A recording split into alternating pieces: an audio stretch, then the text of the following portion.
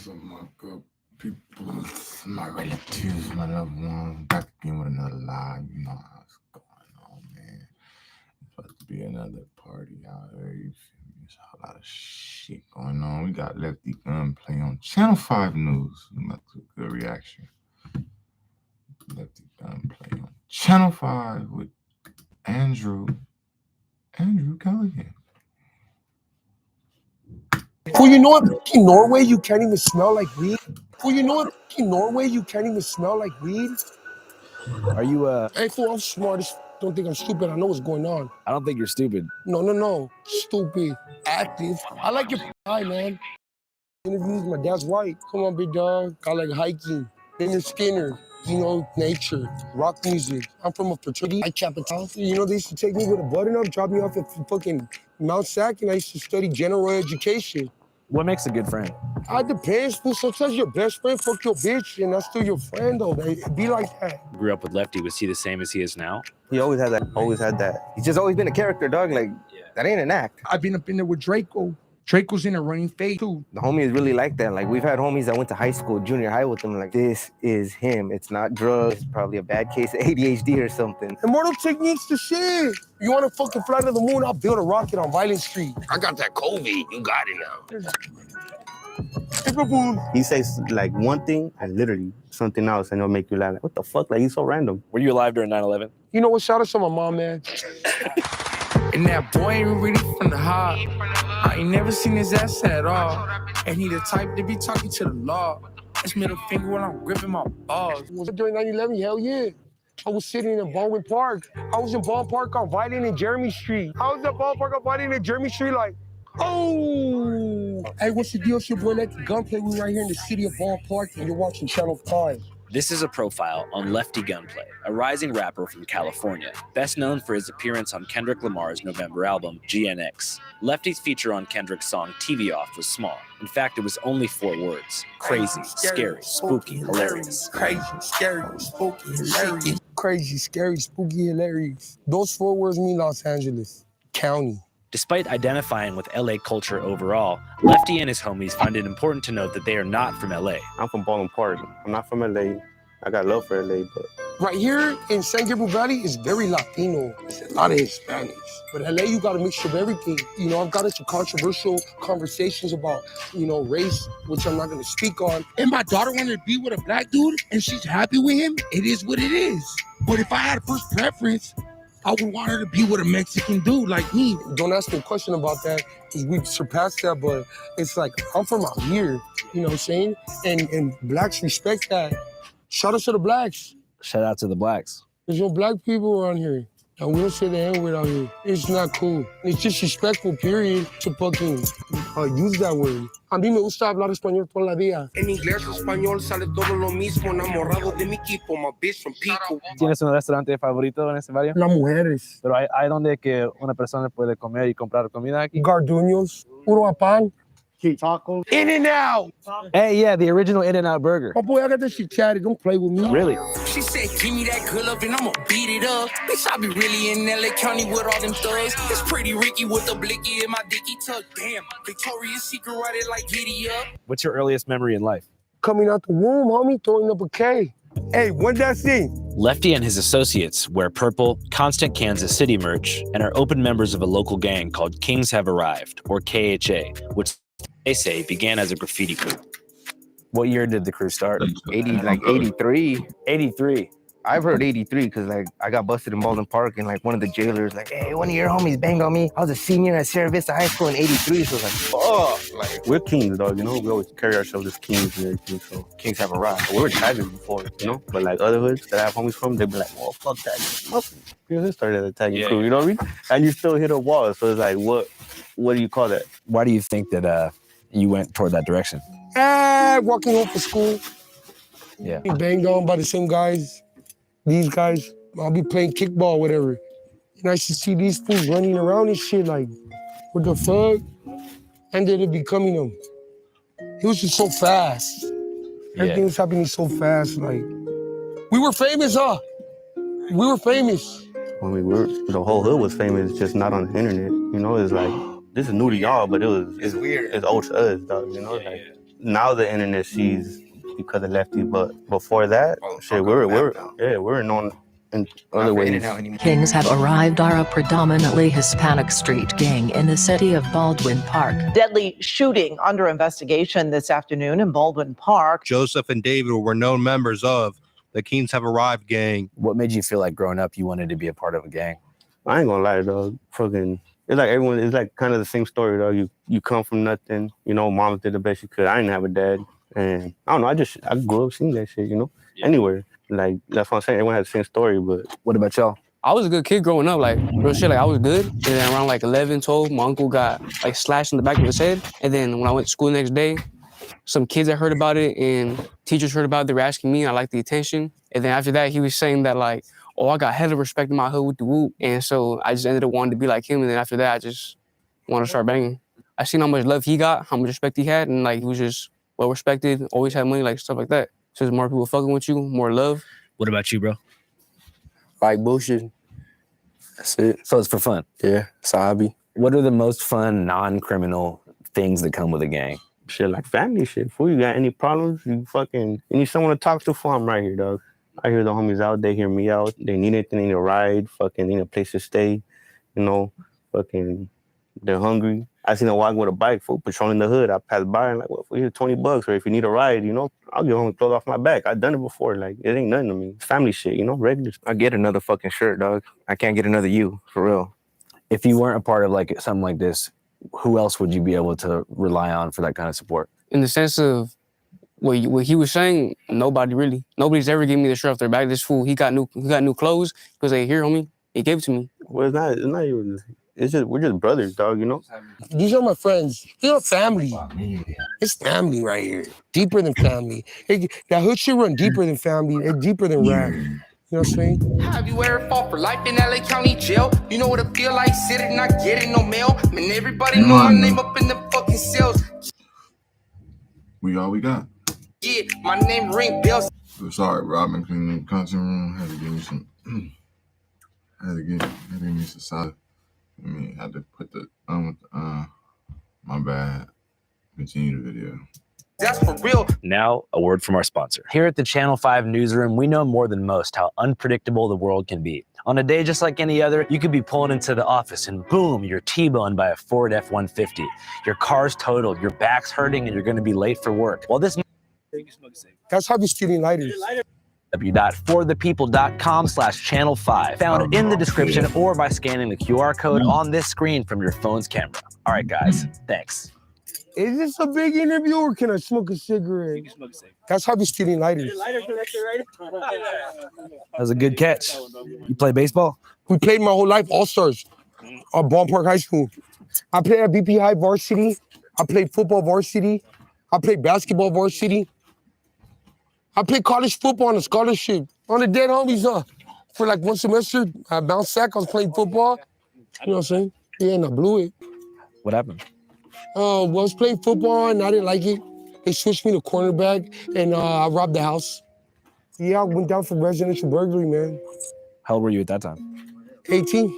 And I went out, came home at 19, and Mount Sac still took me back to play football. You know, they don't take parolees on the campus. And they took me back to play football and I blew it again. What happened that time? Some shit at a party. After being convicted of an attempted murder when he was 19, Lefty served 9 years in federal prison, upstate at Pelican Bay. Did a lot of time, came home, got caught with another gun, came home. Story of my life, guns. This time's the longest I've ever been out in my whole life. How long? 11 months. Damn, how does it feel? Like fucking, I need to go to jail and shit, say what's up. You just gotta go to LA County once and you learn all the rules of life. Don't steal, say thank you, wash your hands, be humble, no raping, we don't rape. You think jail works to fix people and change them for the better? Hell no, makes them worse. With parole and probation violations often keeping him stuck in a cycle of recidivism, Lefty attempted briefly in 2023, following his release from Pelican Bay, to walk the straight and narrow. He began working for a nonprofit in downtown LA called Homeboy Industries, a notable gang intervention and offender rehabilitation center that offers free tattoo removal, case management, job opportunities, and psychiatric services to formerly incarcerated people and active gang members looking to turn over a new leaf. The founder of Homeboy Industries is Father Greg Boyle, an American Catholic priest who founded the organization in an effort to address the unmet needs of LA's gang-involved youth during the city's most violent year in history, 1992. I'm Greg Boyle. I'm the founder of Homeboy Industries, and we're here in the headquarters of Homeboy Industries. I was a pastor in a very densely populated public housing project, very poor, 8 gangs at war with each other. So we started a jobs program, and then now we're the largest gang intervention rehab reentry program on the planet. There are 120,000 gang members in LA County and 1,100 gangs. Not a single gang member doesn't know who we are or where we are or what we do. And as long as you have kids who don't have any hope, you're going to have gangs. No hopeful kid has ever joined a gang in the history of the world. If they aren't hopeful about their future, if they can't conjure up an image of what tomorrow will look like, then their present isn't very compelling. And if your present doesn't hold you, then you're going to inflict harm, or you're going to not duck to get out of harm's way. So the solution is to infuse hope to kids for whom hope is foreign, help heal the trauma, and deliver mental health services in a timely and culturally appropriate way.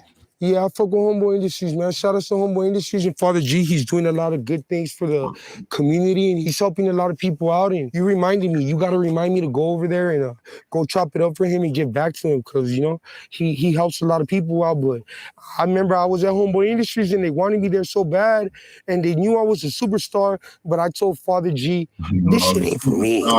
Yeah. I'm from the hood. I'm from the gang. Like, this ain't for me. And my homies were the ones who were like, nah, get up out of there. So I had to leave. That shit don't work. That's That shit don't work, fool. That don't work. They just do that shit to get money, though. That's all it is, you know? They don't give a fuck about nothing. Some people fucking that never been through that, and they go in there and they come out all fucking changed, like, man, fuck, it's not for, you know? Because it's not for them. Some fools go in there, it's like, fool, that shit's regular shit, dog. The shit we go through is regular. The fucking things we see is regular to us. To outsiders is trauma or some shit, whatever. But it's regular shit to us, dog. What do you think about the idea of, like, you know, social validation intergenerationally creating like the appetite for someone to join a gang? All my older cousins is Crips. So I just knew that if I went there, I'm gonna see a Crip. I knew it was wherever, Crip. Yeah, I don't think any of that's true, actually. No kid is seeking anything when he joins a gang. I give everything to the gang. All I ever wanted in my fucking life was to be the main head of this fucking gang. Then if you ask a gang member, why'd you join a gang? They're going to say, wine, women, and song, join a gang, see the world. Shit on my 5 head is my favorite. Jehovah Killer. He's always fleeing something because it's too hard to talk about what happened to you. But if you're somebody who's actually surrendered to your own healing, then you're going to say, yeah, this happened to me. My mom used to put cigarettes out on me and hold my head in the toilet and flush till I nearly drowned. That's why I joined a gang. That's a person who's excavated their wounds and has come to terms with what happened to them. Psychologists would call the folks who walk through our doors folks who come with a disorganized attachment. You know, mom was frightened or frightening, and you can't calm yourself down if you've never been soothed. So part of what happens here is a conscious kind of soothing. So whether you're ready or not to walk through the doors, we represent an exit ramp off this violent freeway. Man, Lefty Gunplay, homies already said y'all be on bump. What can you tell us about Lefty Gunplay, aka Franklin Holiday?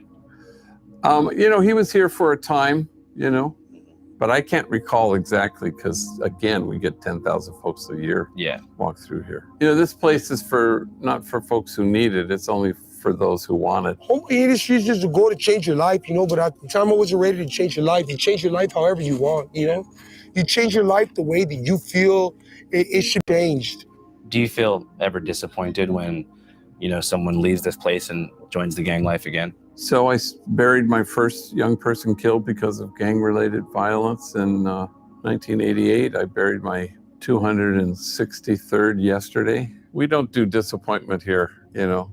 It's just putting one loving foot in front of the next. What do you do to calm yourself down when you're going through anxiety? Once a week, swear to God, get on the freeway, maybe twice a week, and I go straight to Santa Monica. And I go to Santa Monica by myself with no phone. That's on my dead homie's life. I don't tell nobody. And I haul ass and I go sit on the in the beach and I put my feet in the sand and I put my hoodie on with no phone by myself and I breathe in, I breathe out and I just look at the beach and the water and I just find myself again. Breathe in, hold it in, breathe out. It's temporary. What's your happiest memory in life? Man, I've been having them recently. When I found out my daughter was healthy, born healthy, I was happy. Even though I was in jail, just to find out your kid came out healthy is a blessing. When my grandma seen me sign my contract, when I bought my mom a car, when my mom got to see me perform, turning my life around, you know, when my homies got to see me, you know, at big concerts and doing it, he brought us all around type shit. Like I met Chief Keef because of him. He took this one his first fuck. What was it? The car with the no roof. What was it? The fucking Rolls Royce. The Rolls Royce, dog. The most important things in life, don't forget who you are. You know what I'm saying? Yeah. Follow your dream. You know what I'm saying? Don't hit women. You know what I'm saying? Respect your mom. Don't steal from your backyard, like, you know, people around you, just stuff like that. Just first impressions is everything. Yeah. You can do anything you fucking want to. If you see it in your head, you can do it. It's easy, homie, manifestation. You say the cops are in the car, the cops are probably gonna be in the car. You say, I can do it, I can do it. You need to tell yourself, I got this, I got this, I got this. You got people in the car that believe in you. After our backyard interview, Lefty and Co. escorted us to a warehouse in downtown Los Angeles, where his collaborator, a fashion designer named Desto Dub, prints clothing for his brand, Off the Lot of Cough Syrup, an iconic brand in LA streetwear. Hey, what's the deal? It's your boy Lefty Gunplay, man. We're right here in Los Angeles. Off a lot of cough syrup with my brother, man, Desto Dub. Off a lot of it from gutter to butter. The hardest man in the world. I inspire millions of people to make millions of dollars right here with Lefty. It's the best, you know, it's the flyest, you know what I'm saying? This is what everybody want. This is what everybody rock, you know what I'm saying? Whole awful lot of it. Shout out to the blacks. Yeah, Lefty been fucking with us for a minute, bro. Like, straight from the gate. Straight from the gate. Desto Dub, off a lot of cough syrup. Right now, we at the headquarters, the Hideaway, downtown Los Angeles. And shit, this is where the magic happens. This is like fucking ground zero. It's like, y'all be looking at the ship. This is NASA. We help the ship get off the ground. In many ways, dub is a case study in longevity. In a genre hallmarked by the rapid rise and often dramatic downfall of its stars, dub has survived. Originally hailing from Watts, California, home of O3 Greedo and the filming location for Menace to Society, dub first came onto the scene in 2016 alongside rapper Lil Pump, a leading figure of the bygone SoundCloud era. Despite the scene's dissolution, dub caught a second wind with the rise of LA street rap, somehow establishing off a lot of cough syrup merchandise as the de facto uniform for this new scene, predominantly carried by the late and great Draco the Ruler, the greatest rapper in LA history. In the rap game, every 4 months is a new season because these niggas is dropping like flies. When you say dropping, you mean like they're dying? Dying, or their music, going to jail. Or their music starts all of the above. Whatever the case, you over with. It's so fast. I think it's probably worse than football. You get 2 or 3 seasons, you out. What do you think is the main factor that leads to a rapper's longevity? Ego. Ego make or break you. You got too big of an ego, you're not able to like let stuff go, it's gonna break you. You got too little of a ego, let niggas step on you and talk crazy to you, it's gonna break you. So, you know, ego is one of the biggest motherfucking things. When you say like letting things go, do you mean like letting go of old homies from your past, or do you mean letting go of your resentments toward enemies? Stop comparing me to niggas that's broke and scary, nigga, want to break it down when I see him, nigga. Letting it all go. I'm not really talking about the homies from the past. We just gotta let shit go. Like, you get into it with somebody, you end up on the lower side of the, you know, on the left side of the stick. Or now you feel some type of way. I'm about to go and make sure Now let's say you took that L, you let the L go. You still moving. Yeah. Well, niggas is not trying to let everybody see them take L's. As far as advice to the youth who are enamored with hip-hop culture and seeking either prestige or creative involvement, Desto's advice is simple. Don't become a rapper. Be a businessman, even if that sounds boring. Bro, it's the same energy. It probably costs less, but it has a higher return. If you take 10 kids, 10 of them kids want to be an athlete, 10 of them want to be a rapper. But it's like the chances of that be kind of slim unless you like super tall, super fast, super quick. But the chances of you getting the product, spending the money to promote it, all of that time, let's just say, oh, you trying to get a feature by Lil Baby. Let's say you took your clothes and you paid Lil Baby to wear your clothes instead of getting a feature, your shoes. You have a higher return, bro. So I just be saying, bro, products and shit like that make way more money, just don't look as cool. So the people that's doing that, they don't be paying attention to it. Yeah. That's why I be trying to change that shit. Like, you can look cool like the rappers, like the athletes, and really have a product. Desto also stresses that if you become a fashion designer, your coworkers won't die. Fashion people don't lose friends like that. Same year I lost Draco, Lil Keith, and Young Thug. Fashion people don't go to jail. The most you'll get is like a bankrupt or something. But you're not dying going to jail. It's way easier, bro. I'd rather have 10 people with businesses than 10 rappers. We might have to pay for everything. Nothing is free, but I bet you we'll have money way longer.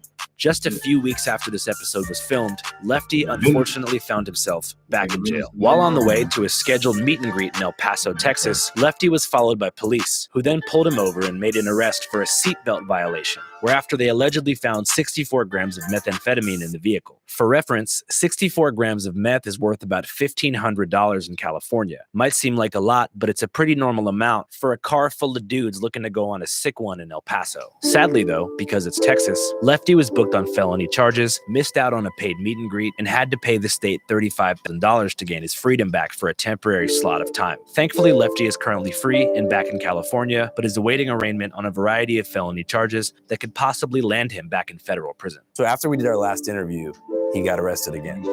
Where, Rolling Loud? No, in El Paso. Like twice over, dog. Like 3 times over, yeah.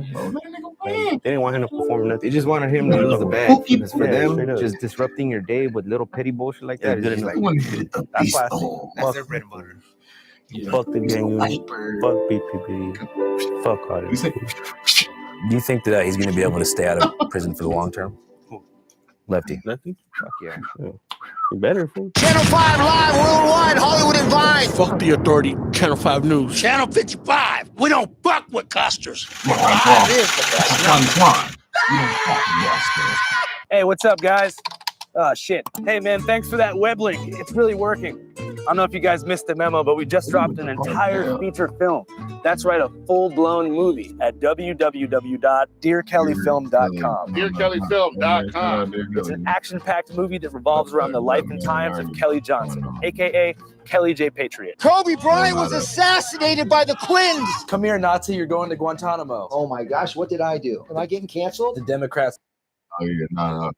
I don't know what's going on with that one. That's a third video. I don't know what's going on with that one, but look, it's another one that the other one thing I was watching Lefty Gunplay, Glad Blue on Slime Ball channel, boom, boom, me, you're wrong. On the game.